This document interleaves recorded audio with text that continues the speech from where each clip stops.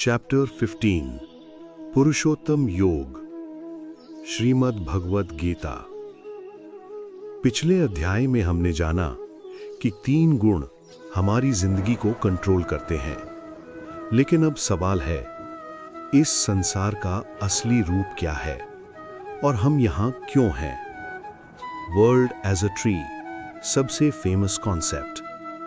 श्री कृष्ण इस संसार को एक उल्टे पेड़ या इन्वर्टेड ट्री के रूप में बताते हैं। श्लोक ऊर्ध्वमूल मधः शाखम अश्वत्थम प्राहुरव्ययम।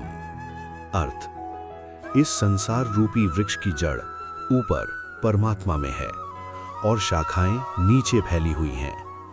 मतलब असली जड़ या सोर्स परमात्मा है और ये दुनिया उसकी शाखाएं हैं। जैसे पेड़ की जड़ दिखती नहीं लेकिन वही सबसे इंपॉर्टेंट होती है, वैसे ही परमात्मा दिखता नहीं लेकिन वही सबका सोर्स है। डिटैचमेंट, आसक्ति छोड़ना। श्री कृष्ण कहते हैं कि इस संसार के पेड़ को काटना होगा, लेकिन कैसे? श्लोक असंग शस्त्रेण दृढ़ेन छित्त्वा। अर्थ, मजबूत वैराग्य की तलवार से इस संसार को काटो। मतलब दुनिया छोड़नी नहीं है लेकिन उससे चिपकना भी नहीं है। अब सबसे इंपॉर्टेंट बात कि पुरुषोत्तम कौन है। श्लोक उत्तमः पुरुषस्त्वन्यः परमात्मीत्युदाहृता।